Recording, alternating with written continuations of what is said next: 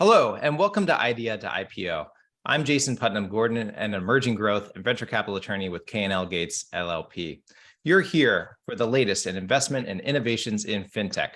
We've got a fantastic panel for you today. We've got Jillian Cohn, who's a partner at Morrow Capital, David Palmer, who is the Chief Product Officer and co-founder of Vodafone's digital asset broker, Anuj Bhardwaj, who's the head of North America at Experian Ventures, and Sanjeet Dang, who's the chairman and co-founder of You First Capital. I'm going to let each of these distinguished panelists tell you a little bit about themselves in a moment. But before we do, or I do, I'm going to tell you a little bit about today's program. So we're going to have a panel conversation for about an hour. We'll take Q&A on the back end. If you've got a question, please use the Q&A function. I'm not monitoring the chat because I've got a lot of other tech and conversation to help monitor as well. So it'd be too much for me to handle. Additionally, today's event is recorded. So bright side is if you've missed some or all of it, so long as you have signed up in about a week, we'll make sure that we get you a copy of the recording.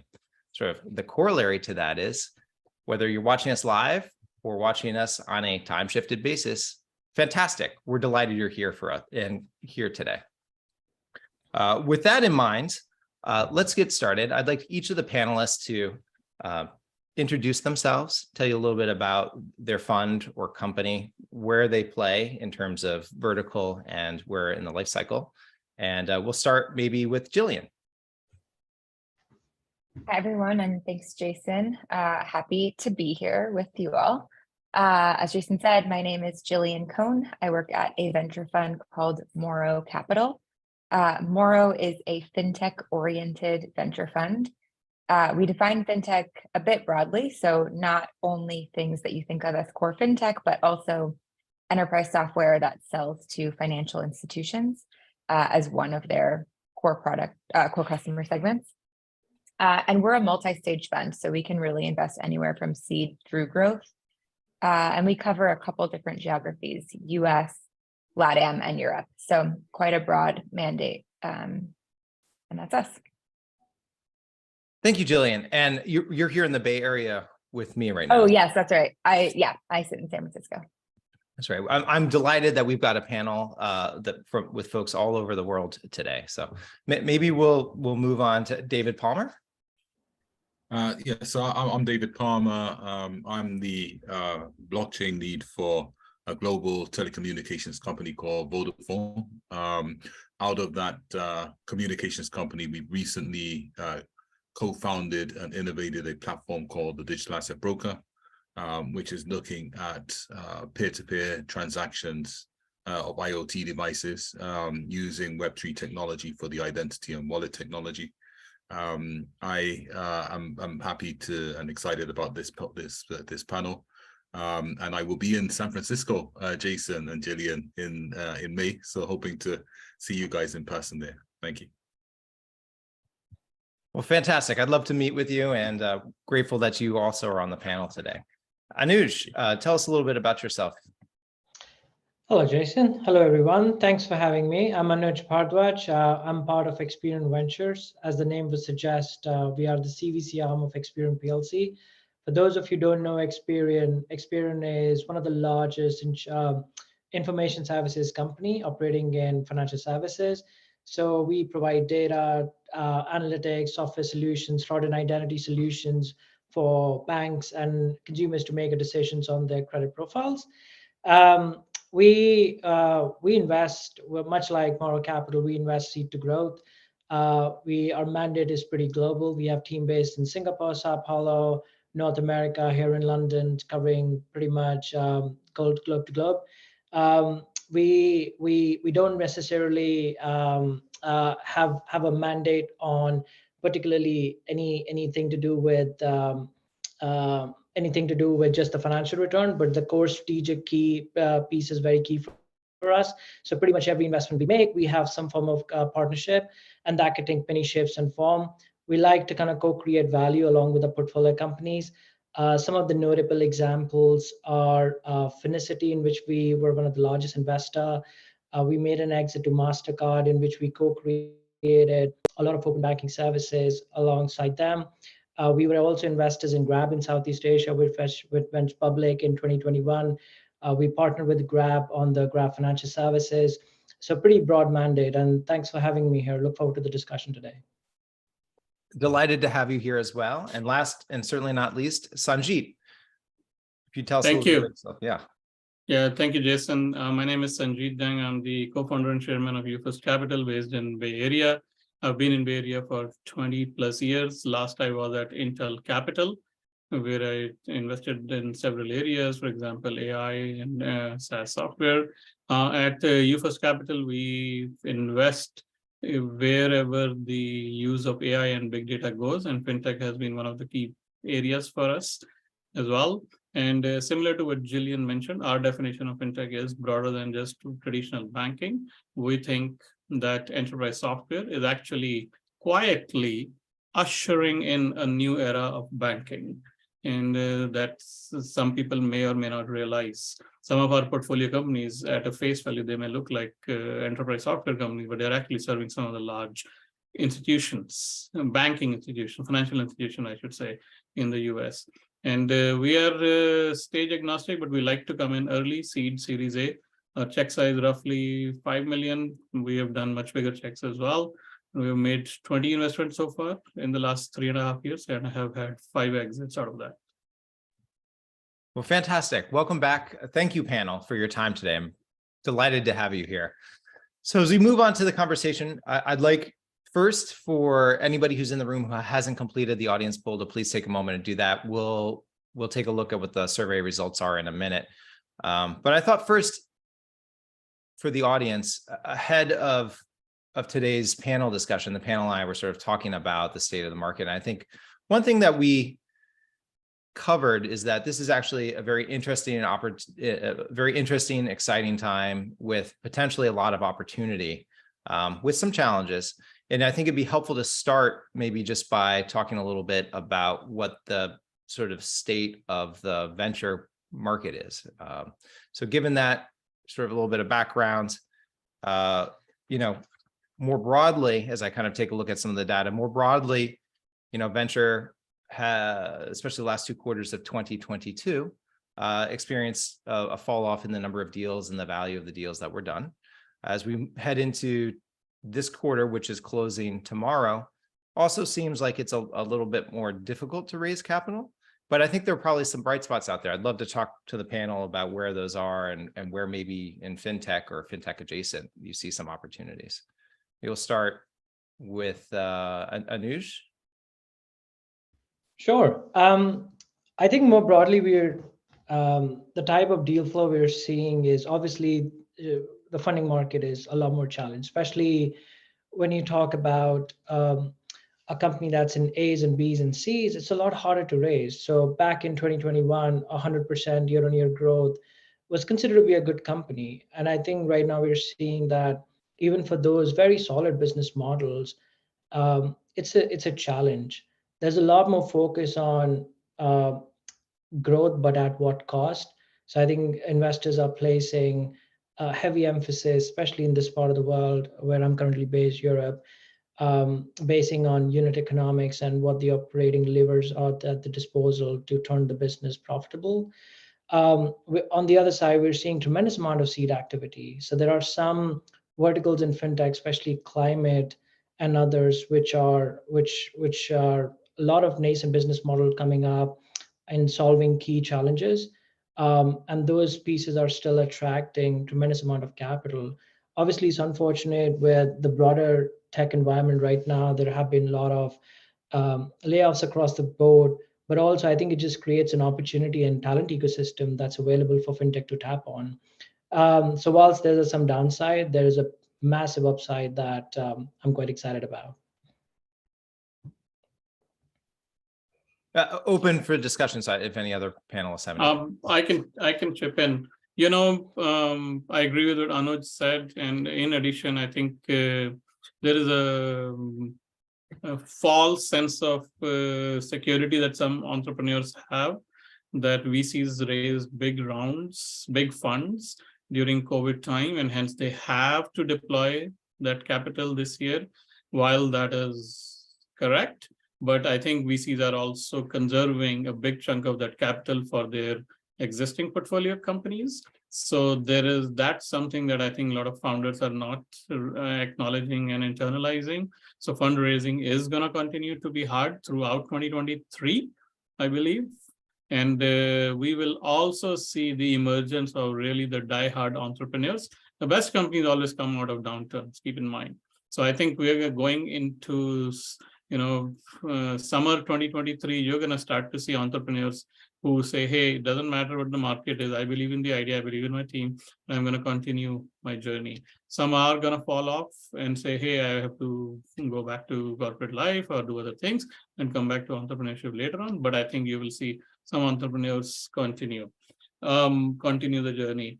In terms of numbers, VC industry, VC-backed investment activity per quarter used to be around 38, 39 billion right before COVID started. And I'm talking of Q1 2020. It jumped up all the way to 94 billion in Q4 2021. And since then, we have seen a steady decline. Last year, Q4 numbers were 36 billion, right back to where pre-COVID numbers were. So I want to put things in perspective. When we say VC activity has slowed down, it's actually back down to the level it was at pre-COVID. We saw almost a 3x jump in numbers during COVID, but that was never sustainable. That was never going to be sustainable. So in a way, it's a reset back to pre-COVID numbers.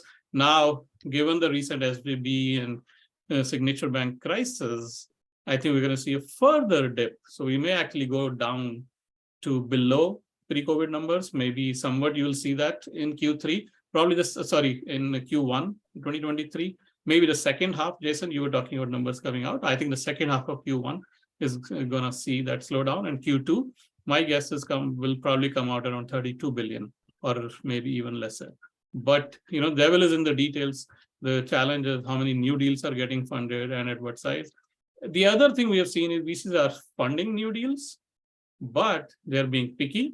So the revenue metrics, your basics, path to profitability, those are going to be the prime questions you should expect from VCs. And when they find a good deal, they're actually doubling down on that. So they're putting more money per deal rather than spray and pray. We have a portfolio company that was out to raise Series C. They wanted to raise only $20 million because that's all they needed. The VC loved the deal. He said, my ticket size will be $22 million. So the startup ended up raising a $30 million round because of that. So that is the second trend that we are seeing. And I think you will see that continuing in 2023. I have more trends and I can add throughout this discussion. I mean, if I may just come in, Sanjit. So I think we can't hide the elephant in the room, right? So the elephant in the room is over the last 3 weeks, we've seen 4 banks fail. One of them, the biggest startup bank in Silicon Valley, SVB. That comes against economic conditions of raising interest rates, banks being increasingly vulnerable, the Fed and other central banks coming in. So the macroeconomic climate for investment is not great at the moment, right? So that's one thing I think we need to put in there. In terms of VCs, I love the stat you were giving, Sanjit. I think it's really, I'm learning a lot. But I expect that one thing I definitely agree that you said is that if there's a good project, the funding will come for it. And I'd be interested to maybe just bounce back and see and understand, are you seeing a diversion of the VC funding away from Web3 to AI, away from metaverse to AI, or are you seeing it as it was? What are you seeing in that area? I'm seeing a shift, absolutely. And I think the VCs are making that shift, especially with the rise of ChatGPT and the whole GPT LLM world, the large language model world. I think we're going to see a lot of investment go into AI this year, especially around LLM models. And there's so much debate right now around generative AI. How can you really use it? How can you drive it? And we can use it for FinTech applications big time. I actually think that the next bank is going to come out of this downturn, this opportunity, because that a traditional bank model may or may not be viable going forward, especially in this high interest rate environment. So you're going to start to see somebody come up with fully online, AI-powered digital bank, very little human intervention that can do treasury management as well as the front end, all powered by AI. Jillian, I just want to make sure if you had any thoughts that you got an opportunity to contribute to the conversation. Yeah, I think a lot was covered by the other three panelists, but I guess I'll just add one thing around pricing, maybe. So, as you had mentioned, it wasn't just deal volume that fell off a cliff, but also valuations have come down quite a bit. And I think part of the reason, not all of the reason, but part of the reason that volume had fallen off was because there ended up being kind of a big bid-ask spread between what investors were willing to pay and where founders were sort of anchored from a pricing perspective, either because of their prior round or because of what their friend raised at 6 months prior. And I think that there's a little bit of, there's a little more alignment happening now. I think Sanjit said it well when he said, we're returning to normalcy, and there was a two-ish year period of kind of that was an outlier versus the other way around, versus us being in an outlier environment now. And I think founders are recognizing that. And you've seen that not only in public markets with valuations and pricing coming down a lot, but in some very well-known private names as well, taking meaningful down rounds. And even just in conversations that I've had anecdotally with founders, I think there's a lot more recognition by founders and management and the board to say, hey, we know the last price we raised, that was a little crazy, and we're going to be realistic about what we're going to raise at going forward. And so I think now that there's more alignment, we're going to start to see more deal volume, particularly at growth stages where it had really particularly slowed down over the last year plus. And I'd like to just dovetailing off of that and also kind of interweaving with something that Sanjit had said earlier. I'd like to see if there's any sort of nuts and bolts or actions that you all are conveying to your fintech startup companies that are in your portfolios. I think Sanjit mentioned earlier, encouraging companies to raise more than they think they anticipate. I've heard that actually on other panels too, where one of the concerns is being undercapitalized and, kind of how long, whether we're going to continue to face some headwinds or entrepreneurs will face headwinds in this capital market, in this environment, kind of how long that will stretch. But maybe touch on some nuts and bolts advice and guidance you're giving to portfolio companies or to companies you're speaking with. I think we are telling them conserve cash, meter down growth, but not too much. Increase partnerships instead of hiring a big sales team, and grow via partnerships, even if that comes at relatively less margins. You take a margin hit, but you still continue to grow your top line, relatively speaking. But I think cash is going to be the king. So the CEO has to keep an eagle eye on cash reserves, and obviously make sure the cash reserves are safe. That's a whole different story as well nowadays. But, assuming the cash reserves are safe, I think the question really is, how do you elongate the runway of a startup by another 6 months, another 9 months, so that the startup has enough time to be ready for the metrics needed for the next funding round?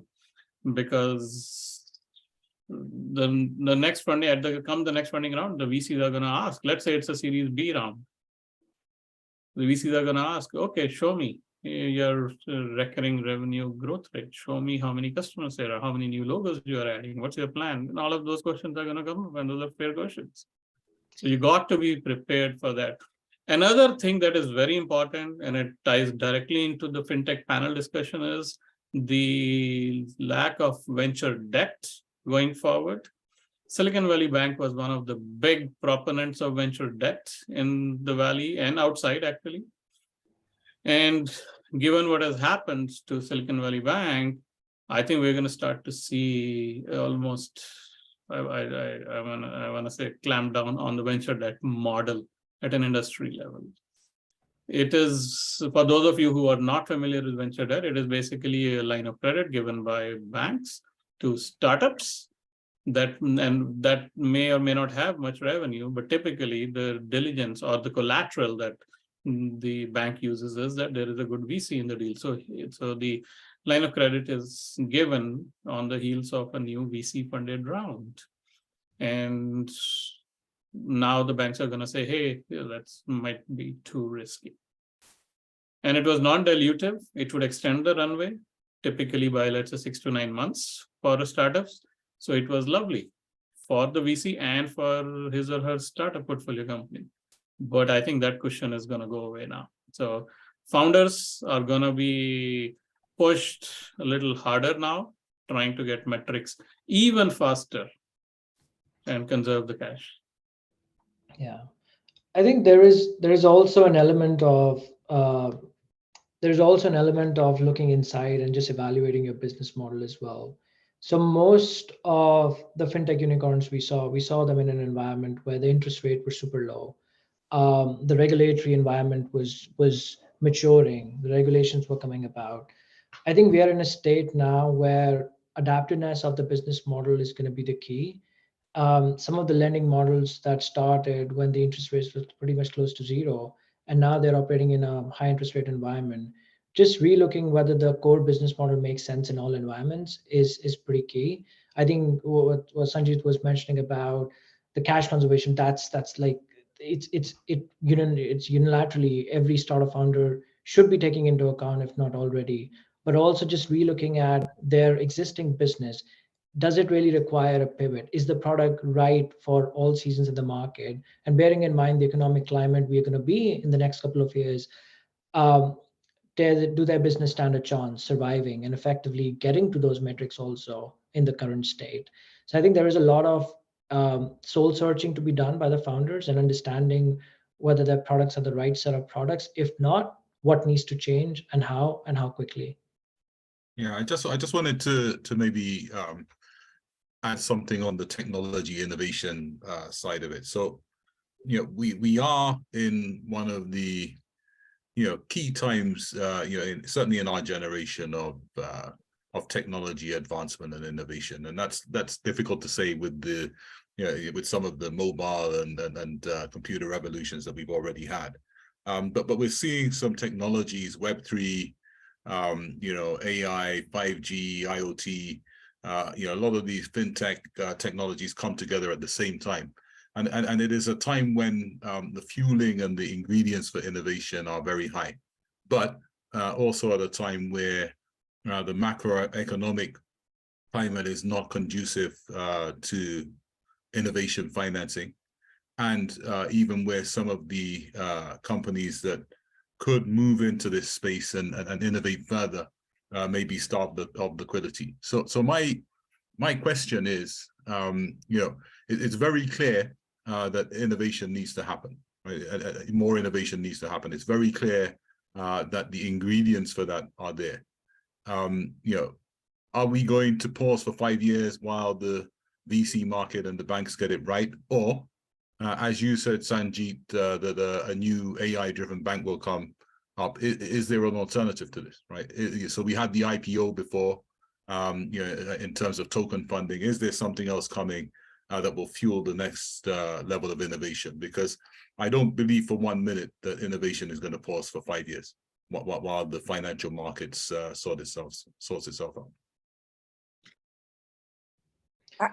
I just wanted to add one really tactical thing on advice for startups. Sorry, sorry to not answer your question, David. But on the runway piece, which both Sanjit and Anuj mentioned, I think that is really important in an environment where ability to raise capital is a little bit more uncertain. And so I think you probably heard that rule of thumb that a lot of VCs were telling companies was have like 3 to 4 years of runway. This was maybe a year ago, so now say 2 to 3 years of runway. The typical advice you hear on how to calculate that is current cash balance divided by current burn, monthly burn. And I just wanted to share that that is not always the best way to think about runway. Probably for only a minority of companies does burn actually stay the same month to month over an extended period of time. And so you really have to think about, where are you in your business cycle today? Are you going to need to make hires, in which case burn will go up? Are you generating revenue and you have a pretty reliable sales motion and sales cycle where actually revenue is going up every month and you can maintain costs, in which case burn is going down? And so just think about your business a little bit more holistically, run some scenario analyses, and think about, where will you be in X number of years? What will your cash balance look like? Because this back of the envelope math is not really accurate for most folks. And I think that's just important when you're planning. Yeah, so Jillian, can I just come in back to my point, which was about the sort of reduction in capital available at a time when the ingredients for innovation are very high, and the macroeconomic climate and the VC environment isn't supporting that. So Sanjeet, I'm not taking over the podcast, but I just wanted to try and understand whether we're seeing an alternative there, because I'm just protecting the innovation. I'm excited about the innovation, but I'm also a bit nervous about the lack of capital. I think the lack of capital is relative. Like we discussed, the good startups are getting funded. I don't think it has come to a screeching halt by any means. And I think capital will continue to be deployed, but the ball is right now more in the founder's court to be clear about the idea. If you're at an early stage, seed, pre-seed, be very clear about what you're building, why, bring more potential customer interests or validations, at least even at a pre-product level, or validations of the concept and of the problem statement, build the right team. And there's so much talent available. Layoffs are happening galore. That's a plus for the startup world. I get resume at least 2 a day of friends, people I know or people I know of, and they say, hey, I just got laid off from Visa or from Amazon or from Facebook, etc. Do you have a portfolio company? I say, yeah, let's chat. So it's a brilliant time to hire some brilliant talent from these corporations. So I think to put a more positive spin on the environment, I think it's back to basics. And if you have the early team and you have the vision and you are at a seed stage, I think you can still raise funding. But you have to think harder. You will have to dig deeper. The 2021 days are gone. I think also, David, because of the innovation we've seen, and this has been going on for a decade plus, but especially in the last year or so, I think you need less capital to build a company. There's more and more that you can do with technology. And so I agree that I think there's less capital now than there was in 21, but not less than there was in 2018, 2019. But even if there was, I think founders can be really resourceful and leverage tools and resources other than capital, or other than exclusively capital, to execute on their vision. A good point. A really good point. Well, maybe now is a decent time to just pause for a moment and share the survey results in terms of who's in the room today. So we've got about 25% from the Bay Area, another roughly 10% from elsewhere in California, a strong contingent of about 30% from the US, some folks from Europe. So thank you for staying up, and thank the panelists who are joining us from Europe for staying up and joining us today. That's about 10%. Asia is about 6%. Africa is 8%. And then we've got folks from somewhere else. Quarter of the room is first-time entrepreneurs, about 10%. I'm kind of rounding some of these numbers up and down. So for those of you who are math strong, forgive me. Serial entrepreneurs, 10%, 20% in early stage companies, 10% in growth. We've got then we got a hodgepodge of mature companies, venture investors, angel investors, and some folks in government. So thank you all for joining, whether you're here live or you're joining asynchronously. We're glad to have you. I'd love to talk about where maybe some of the hot areas are, because we've talked a little bit about kind of where, the capital environment. One thing that I think has been strong is climate and climate tech. I mean, there have been, the Inflation Reduction Act and there's a lot of government support both here in the US and globally to try and, limit, reduce carbon emissions, reduce our impact on climate.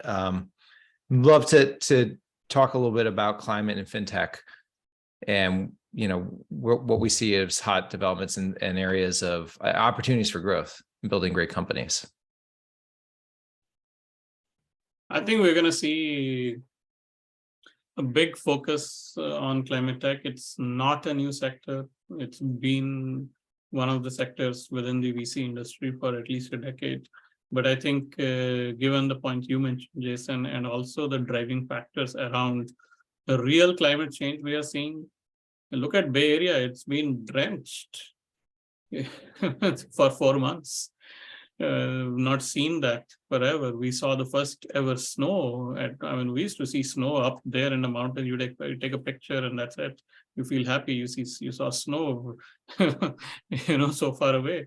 And now snow is touching the doorstep of Bay Area residents.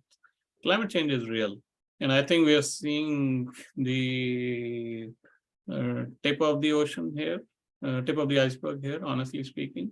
And I think there are tech solutions that we can leverage to predict climate change, maybe to mitigate some of the risks as well.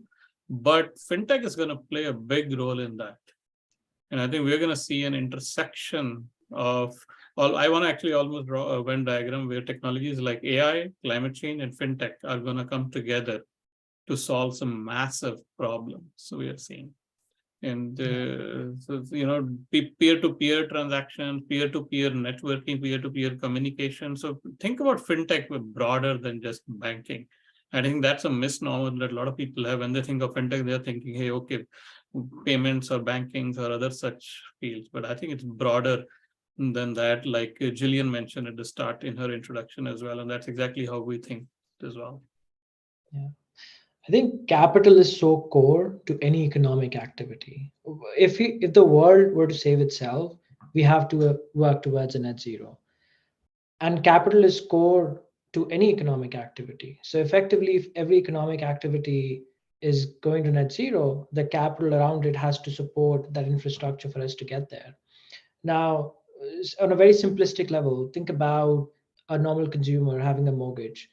So today, for example, in Europe, there were some stats that people were paying roughly 30% of their gross income in energy bills. In some cases, it were much higher than their housing costs, just the energy costs. So I think it's starting to hurt people now. Climate change, obviously the Russian war and Ukraine war added up to it, but people are realizing that lenders are effectively not going to lend to them because they might not be able to fulfill the affordability criteria or lending criteria. So they have to figure out a way to actually make them homes more efficient to even qualify for certain mortgages. Similarly, for any commercial loan, if a bank were to get to net zero, that means that every single piece of business they underwrite, they have to take into account whether the loan they're making is going to follow the same trajectory of getting to the net zero objective for their scope 3 emissions. And that data, everything is going to feed into the core decisioning factor. So much like a credit score, the net zero score of sorts is going to be pivotal in the way we make decisions, even for a company level. So any big corporate or any even SME, they work with a ton of their vendors. Every single vendor has to follow that path for them to get to net zero. So whom do you work with? How do you decide whom do you work with? Are you on that path? Are you not on that path? What the decarbonization journey is going to look like, what investments you need to make in order to do so. It's such a massive, massive industry on its own. And I think that's where FinTech has got so much to offer to actually solve world's biggest problem. Yeah, if I may, I think the problem is that if you look at the two sort of incentive schemes for business and consumers is maximizing self-interest, and business is maximizing profit, right? And the bottom line, those two things are not conducive or aligned to climate improvement, right? In fact, they're the opposite of it. So you have a system and the financial system, which is, which actually goes against, which actually goes against sustainability and incentivizes the opposite. So I think the question is, how do you incentivize, the right behavior or good behavior? How do you reward it? And that will be the key. I think in terms of, finance obviously is the sledgehammer or the oil that goes behind that, or to make it happen. But actually, I think there's tools, in Web3, so carbon offset tokens, traceability, the fact that when you look at tokenization, you can start to make choices about how you invest and how you reinvest and your behaviors, that could actually go some way towards that. But ultimately, you need the right investment, you need the right political and policy decisions to encourage the investment. And I think that's just the bottom line, right? They're not aligned at the moment. Yeah. David, I think the way you put it, I think there is a carrot and a stick approach here. The carrot approach is take any asset. I think the way you price an asset, it's what's the value now and what's the option value for future. In climate scenario, if there is no future, the option value is zero. So I think that's how the capital allocation decisions are being made. People want to work towards sustainability and a going concern. In a world which is getting under sea, there is no going concern. And very quickly you realize that's your carrot. If you want an optimum future, you have to work towards it. And the stick part is, to be honest, the analogy that I draw with climate is more on the RegTech side. AML, KYC, etc. They add to cost, but not necessarily any reward. But it needs to happen because that's the law of the land, that's the necessity. For example, in UK, it's enshrined in the law that the country has to get to carbon neutral state. So they have to get there. Eventually, that's going to show in form of one or the other regulations where people are mandated to take certain actions, whether they like it or not, whether there's financial reward attached to it or not. So I think those two carrot and stick approach are sort of key in defining and balancing what the necessity and the reward structure is going to be. That's my it comes down to but I think it comes down to, and I'll speak a bit less, Jason. I just want to get this point across.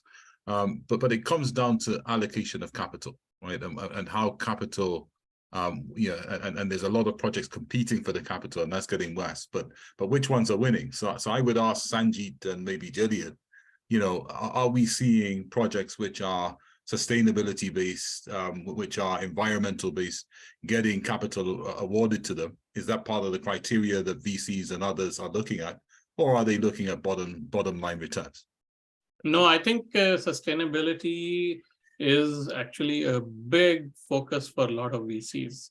VCs have 42% of US IPO companies are VC backed. So VC industry has a huge social and economic responsibility, right? Beyond just thinking of financial gains. So, and keep in mind, VC firms raise money too. So they're investors called limited partners, short form LPs. They are also pushing the VC firms big time on, hey, what are you driving for sustainability? How are you bringing impact? Similar to how their VCs are being pushed for diversity impact. So these are big themes that are being discussed within the LPGP discussion forums. And because of that, VCs are driving investments. I know Ignition Partners, I know one of the general partners there at Ignition Partners, Nick, he has invested in a company that is leveraging data, publicly available data, to predict earthquakes hours in advance, not seconds in advance, right? Or for other such catastrophic events, but in advance, right? Similarly, there's a lot of focus on decarbonization, investments going into decarbonization. How do we drive that? I totally believe that technologies like AI will be at the center of that sustainability momentum. Jillian? Yeah, I think, there's a bunch of different profiles of not only funds, but LPs and other capital allocators, and some are focused only on social responsibility, and some are focused only, or I'd say many are focused only on financial return. And sometimes those are in conflict, but not always. And so I think actually, as there's been more government, as Anuj said, more government movement towards climate-friendly policies, climate requirements, even those that are just financially motivated see a big market in the climate arena. So to your question, David, absolutely, we've seen a lot of companies receiving venture funding that are climate-oriented. Some of them are probably impact-oriented investors, and some are not at all. But I think everyone agrees there's a big market to be had, especially if regulation keeps moving in the direction that it's moving. Right. I mean, it sort of seems that, the regulation is trying to fix a bit of a market failure, which might be a bit of an understatement. But in terms of taking into account the externalities of some of these things that are imposed on the environment, right, and pricing them in. And so to the extent that that happens, even if you are truly, purely financially motivated, it's going to be impactful, and it's going to be something you're going to be taking a look at and monitoring and managing. AI is in here. AI can solve the world's problems. AI may cause the world's problems. It may be somewhere in the middle. What do we see? What are some of the applications or what are some of the applications that AI can bring to bear with respect to FinTech in this sector? We've talked about it or touched on it, but I'd like to really plumb that a little bit more and see where we think that's going to create some opportunities. I think treasury management is the next big AI opportunity, and not just for financial institutions, but also for other organizations, including corporations. So how do you manage cash? And that's always been a big problem. Big companies like Apple, Cisco, etc., they have tens of billions of dollars of cash. Then how do you manage that? Where do you invest in? And as the markets evolve, for example, interest rates go up, how do you reallocate that cash? And obviously there are more established models, there are experts, human experts, but sometimes that's not enough. And the reality is the challenges we face are new. So with every downturn, the challenges are unprecedented. So now you have to replenish your models, come up with data, and how do you project the impact? I think it's a difficult problem, and this is where AI can probably help. Yeah. So that's one obvious opportunity. I think AI is super broad as a topic area. And so I think I would maybe even narrow down a little bit on like, what are we talking about? So probably the new hottest topic is LLM, large language models, or generative AI. And there it's really around, I think the opportunities are really around like individual people interacting with AI rather than a human. And so at least in the financial services arena, the use case I've seen the most often, and too often probably, is customer service run by AI. And so it's basically like a more advanced version of a chatbot. But if you think about sort of broader AI, you can think about just leveraging large amounts of data to make decisions. And so there you have use cases across credit underwriting, insurance underwriting, treasury management, as Sanjeet said, or investment management. But I think I almost sort of segment those two, even though they're both AI. Yeah. Go on. I think just to kind of add to what Jillian was saying, right? There is ultimately it's data. AI is helping a lot of data to make a decision. So the raw material that the AI models are using, data, that's also opening up. And I think the type of sources that's available now are a lot more holistic and actually can create a much more robust picture for an AI. So give an example, open banking started a bunch of years ago. A couple of years ago, we started to see payroll data coming mainstream and making some certain decisions. Cloud accounting data is pretty mainstream. And if you look at the broader open data ecosystem, right, from your assets, right, from your pension, right, from your savings, from your insurance data, and all sorts of things. So I think there is a lot of data that's been fed and available now for AI models to digest and effectively make a much more smarter decision versus what could have been possible a couple of years ago. And I think that's what sort of makes AI that more exciting, is just the ecosystem and the raw material available for it to process. Yeah, I'd like to maybe comment. Open AI or generative AI is it's hit the headlines this year in a big way. And if you look at some of the sort of headlines on it, Bill Gates is sort of saying AI will change the way people work, learn, travel, get healthcare, communicate with each other. The CEO of OpenAI, Sam Altman, is saying AI will reshape society, acknowledges the risk though, so he's a bit scared of it. And Elon Musk is saying it's one of the biggest risks to civilization.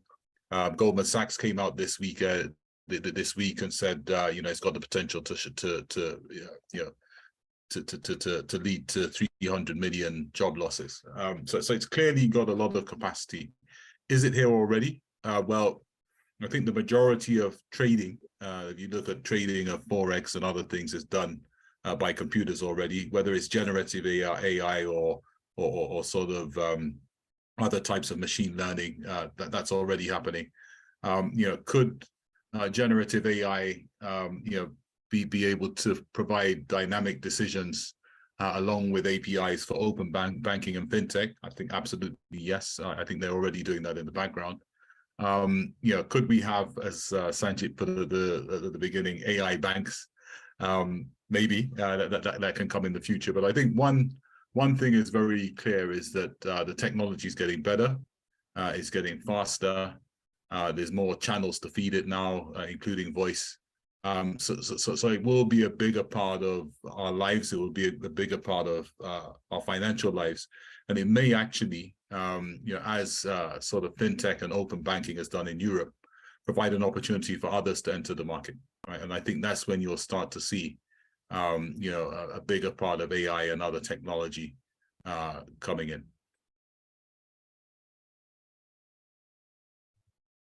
So we've got about 10 minutes left. I'd like to shift to a different related topic, which is sort of demographically driven, which is the change, the baby boomers being the elder generation, sort of the wealth transfer that's going to occur sort of in the next 10 to 20 years. And that's already actually started, as well as maybe some of the challenges as they continue to enter and get further into their retirement.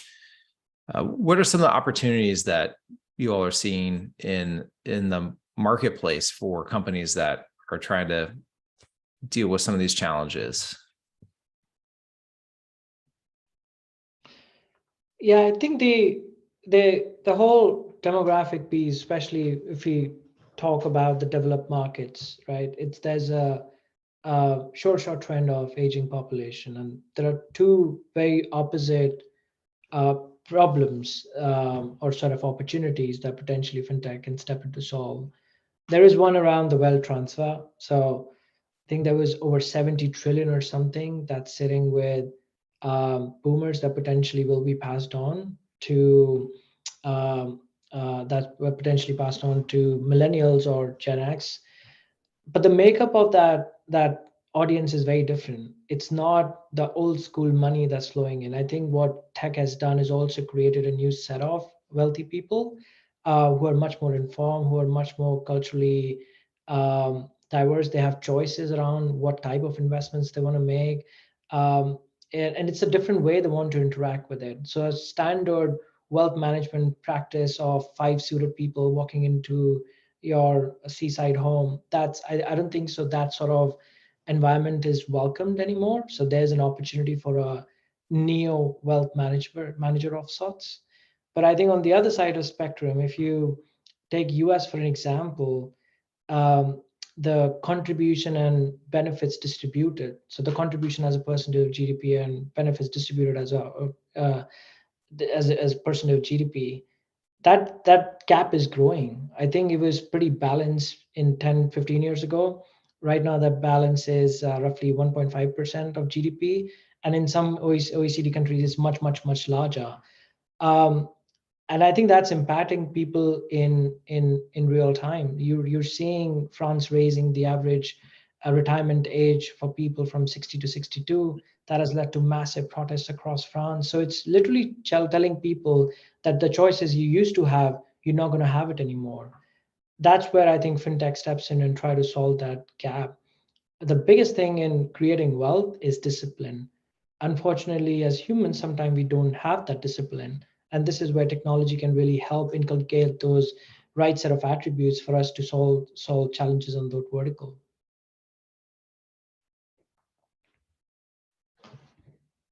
Curious if any other the panelists have a view on it. Okay, I guess not. Maybe we can touch, and maybe we could loop it into this, which is sort of DeFi and blockchain. What applications do we see? I think maybe this is sort of geared towards David, because you have a lot of expertise in this space. But in the last 5 minutes or so that we've got together, I'd like to talk about those two technologies and what is the latest in the marketplace that you're seeing. Interesting, because again, this year hasn't been wonderful for Web3 in terms of the actual market is starting to pick up now.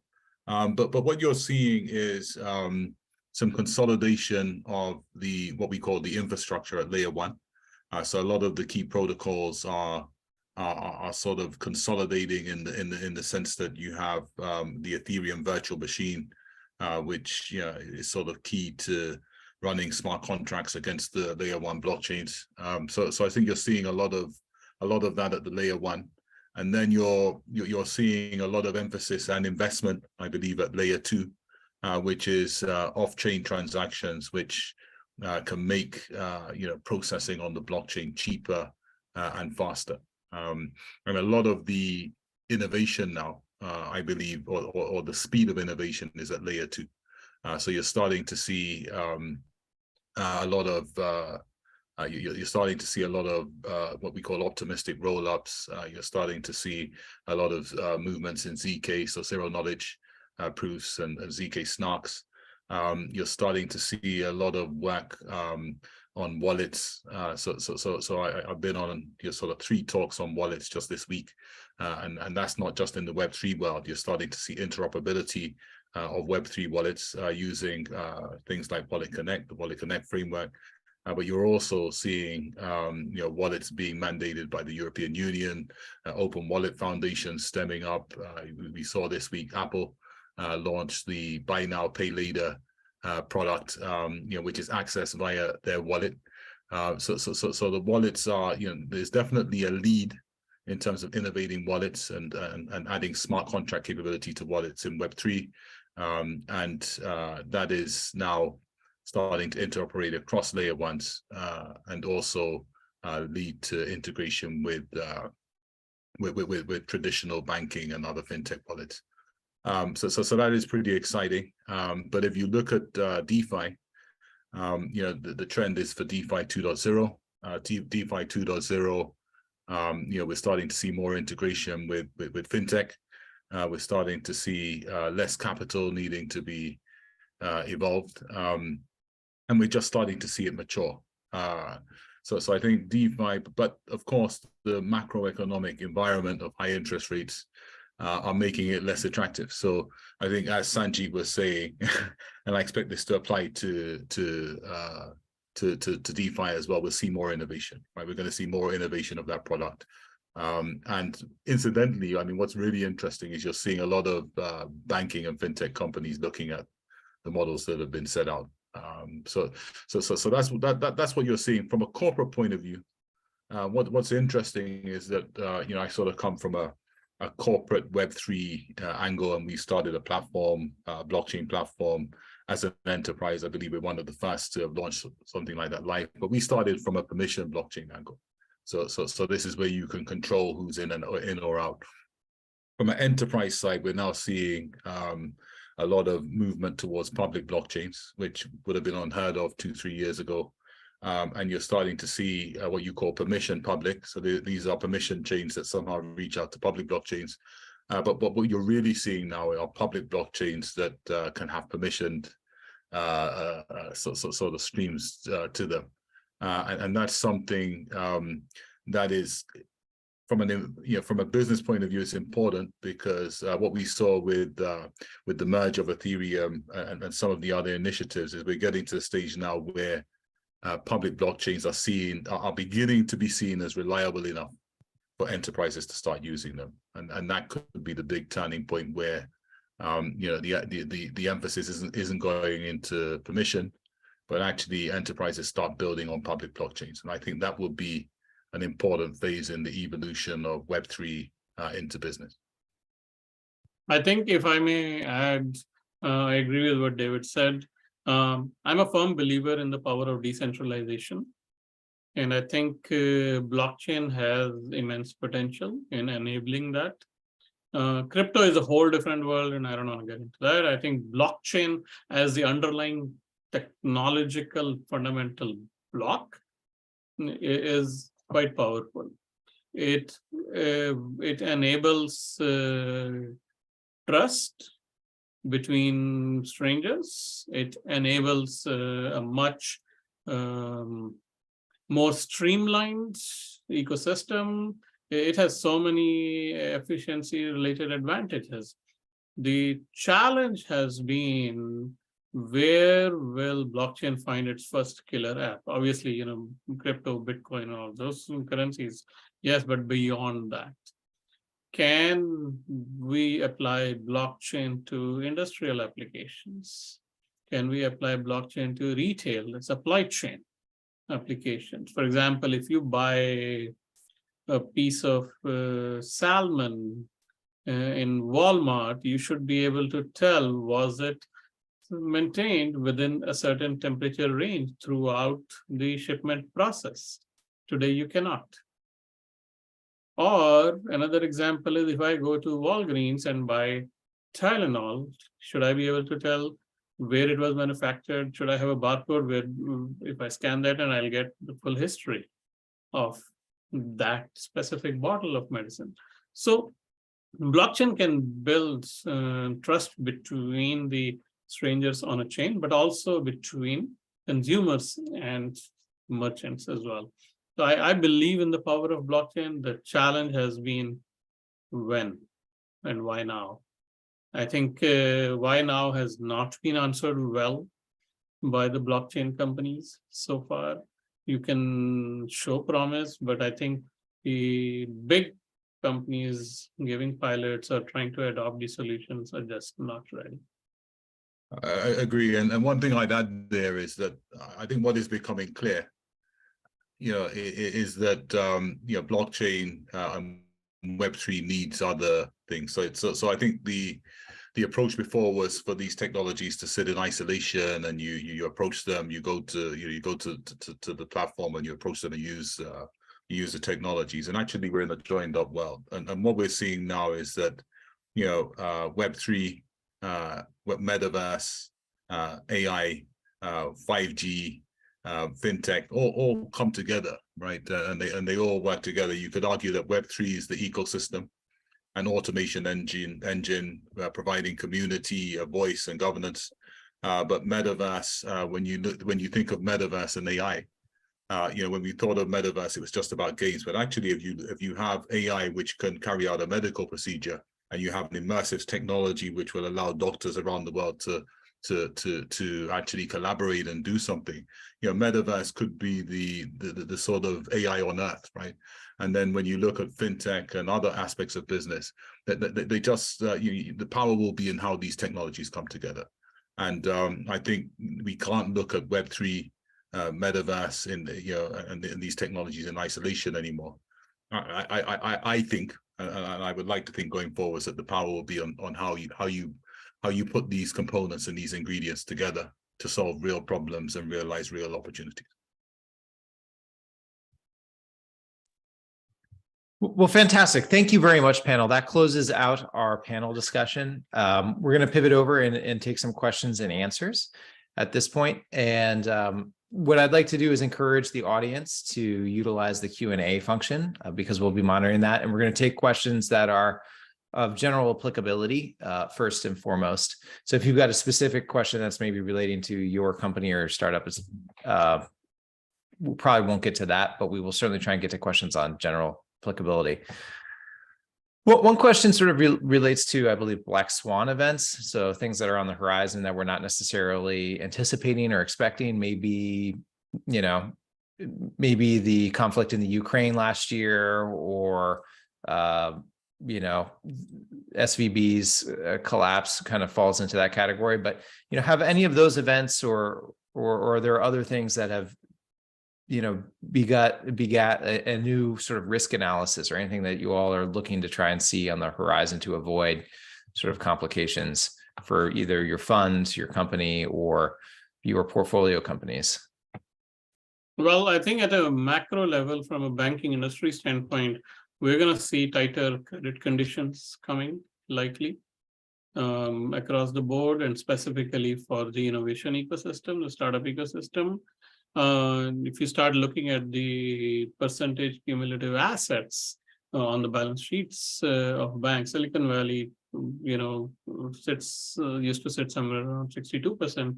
And I think all the other banks, the smaller banks similar in size to SVB or even smaller than SVB, have even higher percentages. So because of that, I think we're gonna start to see some tightening of credit conditions. We're probably also gonna see consolidation in the banking industry. So that's gonna be a trend going forward, where smaller banks are gonna say, hey, I can survive on my own, but do I have protection against incidents that happen to Silicon Valley Bank and Signature Bank? So we are gonna start to see proactive consolidation within the banking industry, where smaller banks may merge or get acquired by the bigger banks, or get consolidated, or get strengthened rather by bigger banks, like what we saw in the case of First Republic Bank. And you're gonna start to see where regional banks will say, hey, what does my future look like? So that's gonna affect the startup world. That's going to affect where you bank. That's going to affect you as a consumer as well. And overall, FDIC has done a fantastic job in maintaining faith in the US banking ecosystem, and I think they'll continue to do that, hopefully. But you will have to think, as a startup, where do I bank? I think by definition, you can't really predict what a specific black swan event will be. I think you can, as a startup, you can kind of protect yourself, a startup or a fund or whoever you are, you can kind of protect yourself, mitigate risk in a bunch of different ways. But I think your question was a little bit more around how can you take advantage of black swan events to have kind of the next, big unicorn business. And it's hard to say just because you don't know what black swan events are going to come, and hopefully none in the near term. I feel like we've had enough for the last couple of years. But I will say, I think it is important to really understand, I think this was brought up earlier, but understand the market environment that you're building in and whether or not it's temporary. So there were a bunch of business models that worked really well in a zero interest rate environment. Now there's a bunch of companies starting, particularly in the treasury management space, that are offering, 5% yields to companies, which works today when interest rates are what they are. But may not work in 3 years or 5 years when, knock on wood, interest rates come back down. And so I think you really have to think about like, okay, maybe that's a wedge right now that I can take advantage of because of an event that happened. But how can I build actually a sustainable business around that so that when the environment changes, I'm still in a really strong position and not subject to the whims of the macro environment, whatever that may be. Fantastic. I mean, I like that answer very much. I like the sort of theme of also like thinking deeper, whether that's sort of examining rules of thumb. You mentioned that earlier, Jillian. Like I feel like that's sometimes a little bit of a trap for entrepreneurs. To really understand your business, you got to dig under why that's the rule of thumb and does it really apply? Or in this case, really think about your business and is this just a quick buck today, but it's not really a flash in the pan, if you will, but won't pan out, to just sort of make a terrible pun. So sorry, everyone, I'm a dad.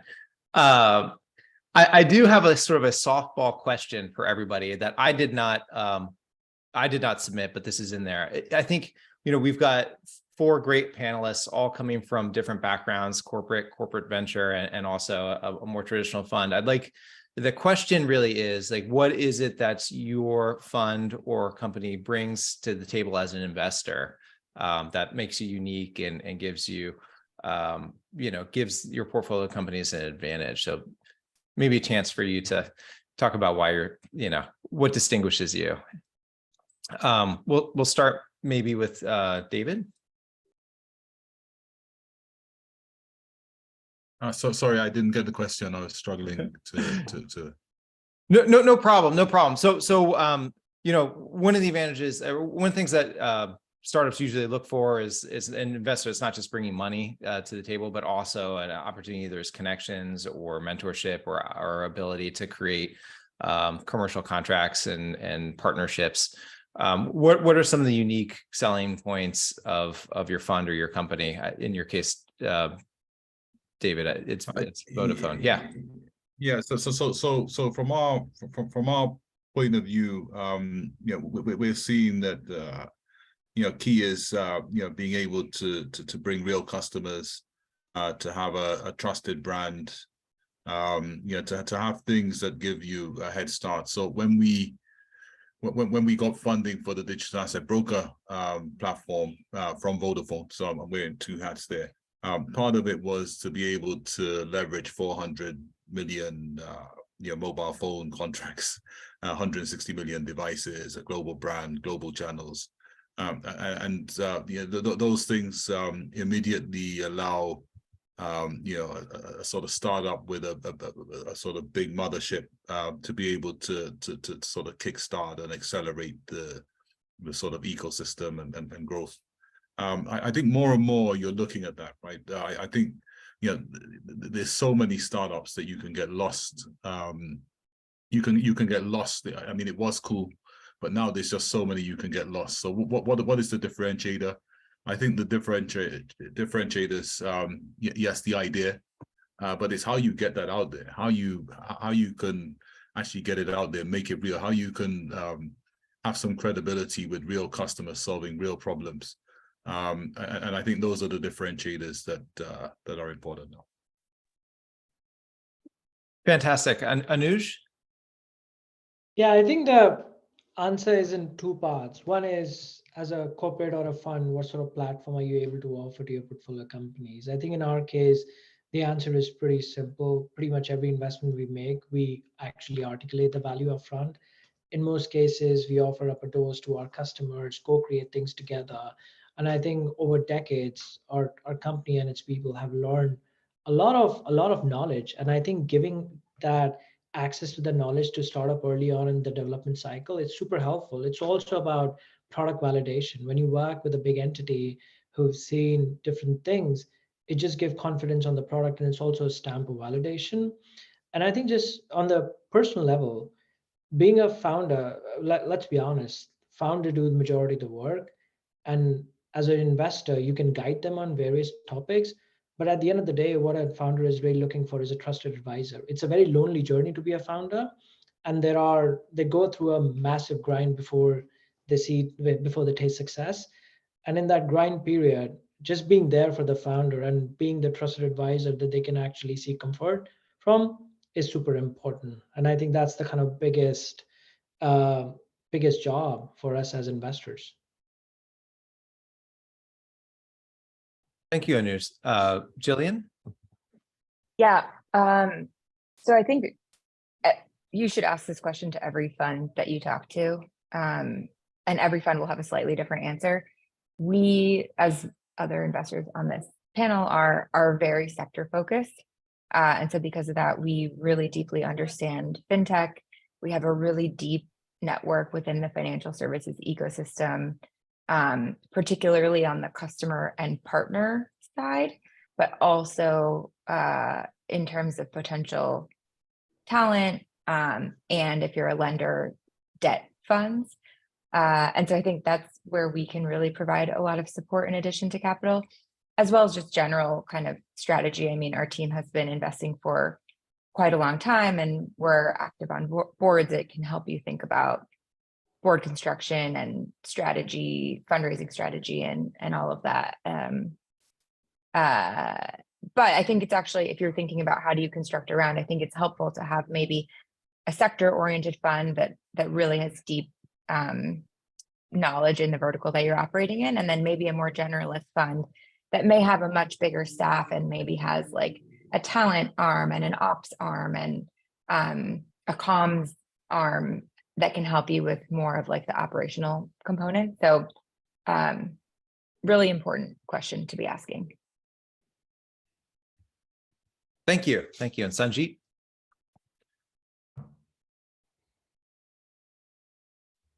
Hey, sorry. So I think for us, bringing corporations as help to startups has been a key hallmark. When we say that line, we're not talking at a high level, just introduction. We are very close to some corporations and what their strategic interests are, what they are looking to invest in, what they're looking to fund from a business standpoint. So we are able to line up startups accordingly, where in a very unique manner compared to what other VCs are able to do. And this is not just yet another introduction to some CIO, CTO friend. No, we understand what the corporation needs. They tell us, here are my 3 priorities. So that's how we line up the startup. I think it has been super helpful to our portfolio companies and to other startups in our ecosystem in being able to bring that connection.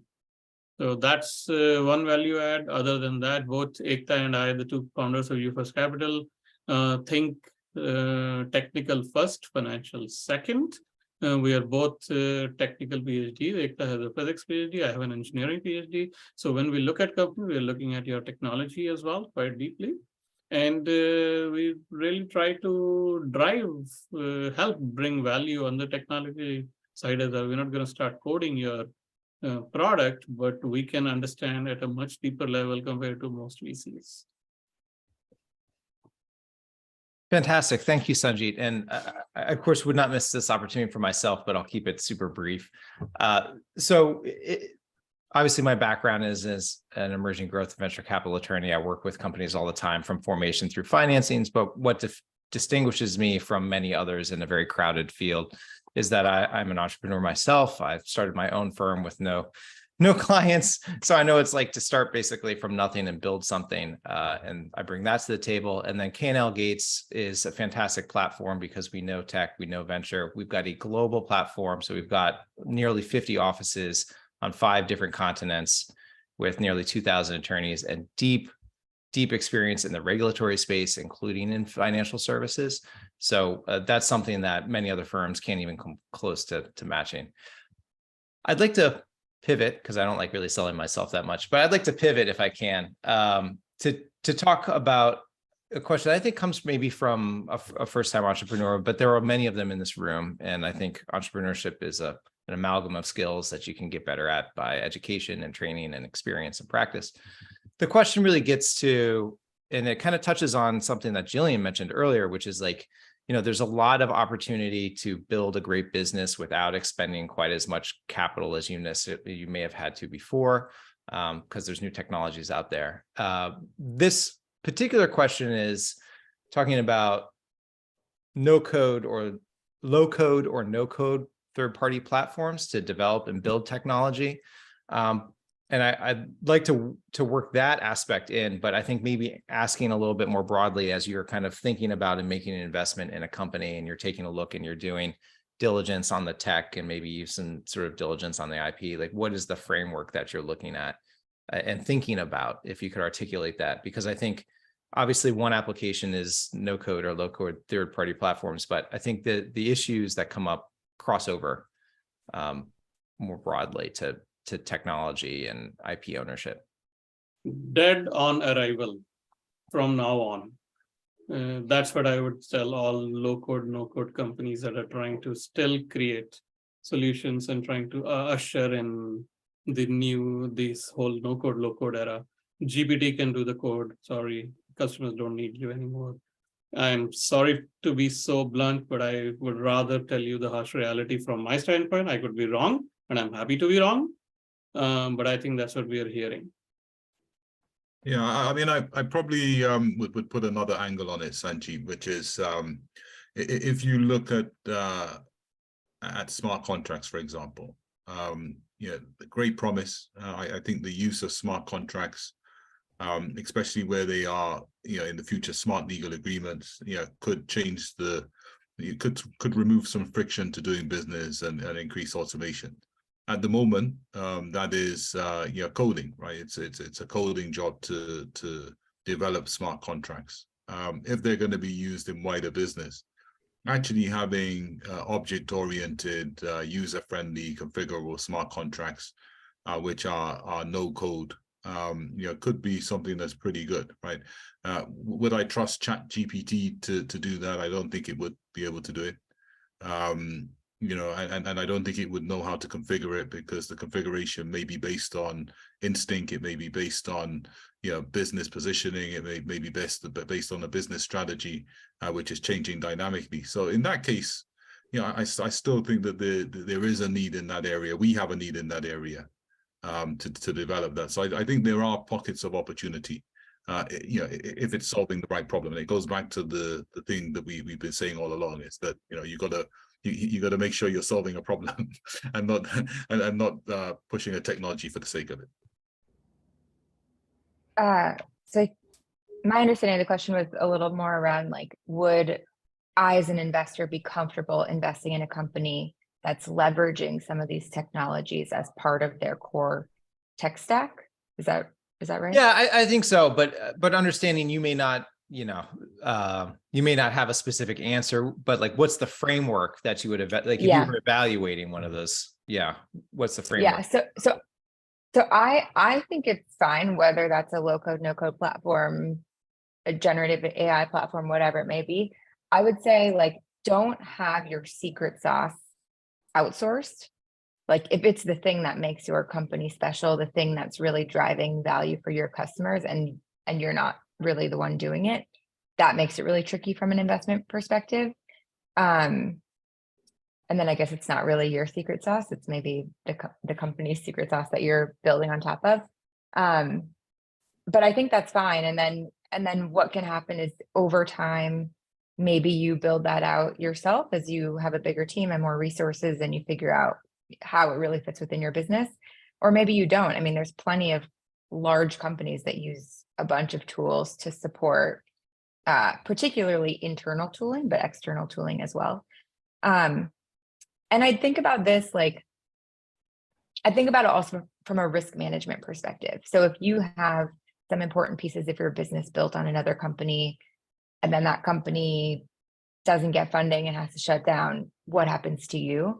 And I think this is broader than just technology. I mean, we saw this in FinTech, even with FinTechs that were working with a single partner bank, or were built on SVB rails, and all of a sudden they don't know, oh my gosh, are my payments going to go through next week?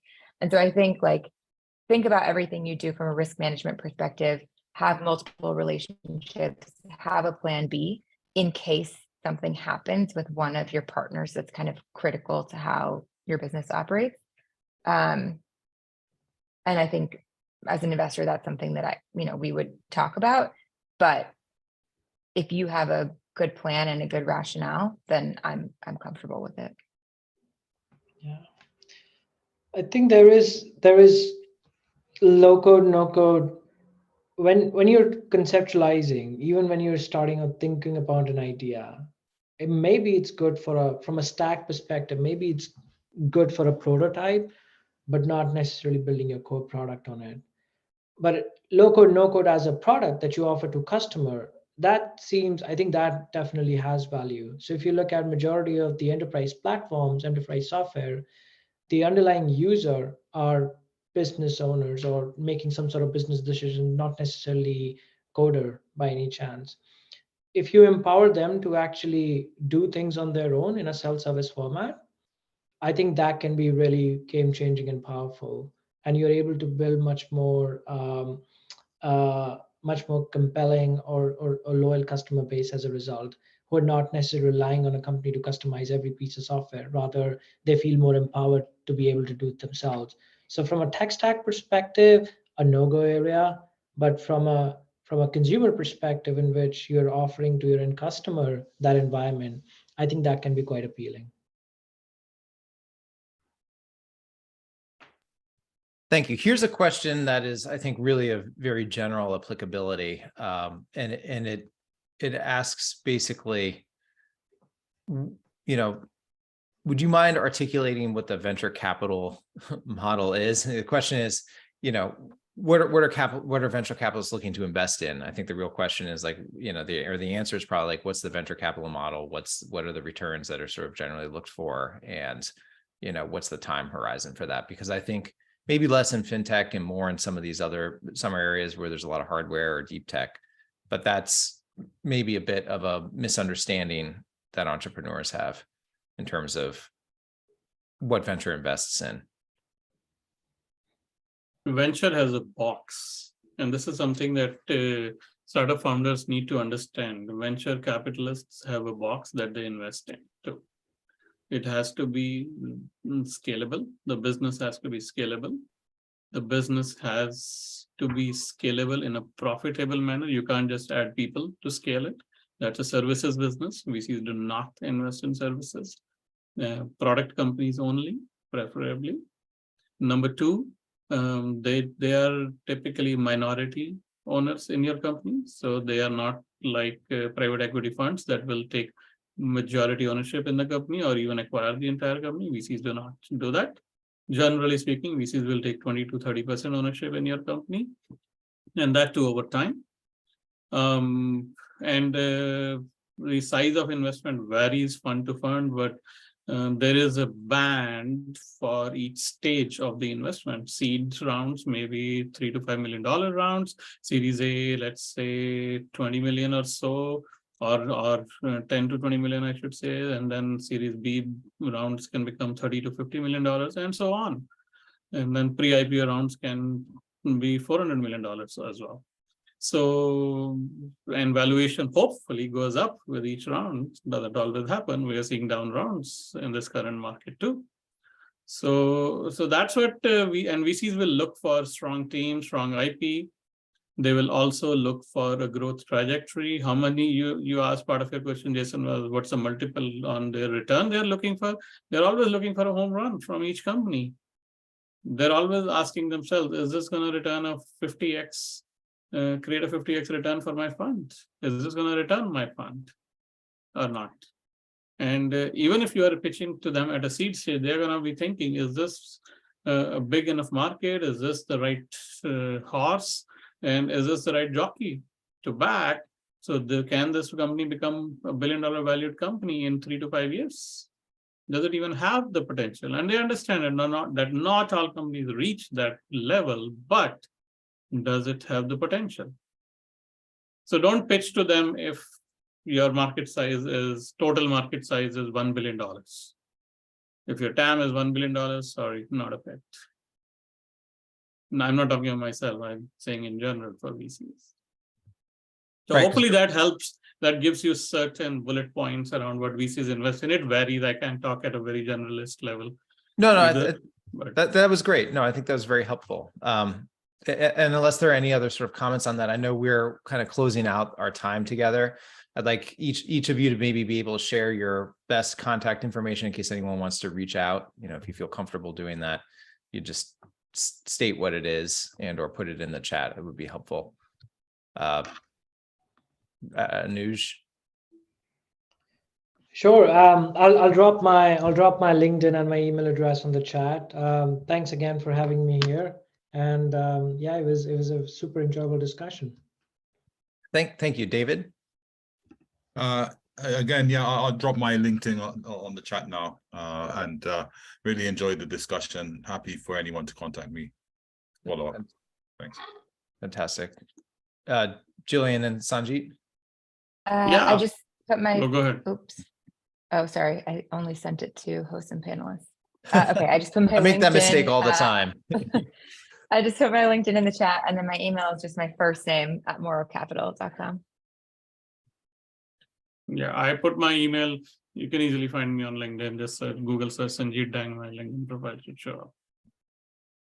Fantastic. And I'm, you know, if you want to connect on LinkedIn for me, Jason Putnam Gordon. With that in mind, I think we'll wrap it up because everyone's got things to do, companies to build, board meetings to go to. I'd like to thank Jillian Cohn at Morrow Capital, David Palmer at Vodafone's digital asset broker, and Anuj Bardwaj, head of North America at Experian Ventures. Sanjeet Dang, who's the chairman and co-founder of YouFirst Capital. I want to thank Idea to IPO for organizing today's event and for my firm for sponsoring it. Each of the audience members, whether you are attending live or if you are attending on a time-shifted basis. Thank you very much, and I'll let you get back to building your great companies. Take care. Bye-bye. Thank you. Thank you, Jason. Thanks. Thank Thank you, you, everybody. everyone. Thank you, Jason. you. Thanks, everyone.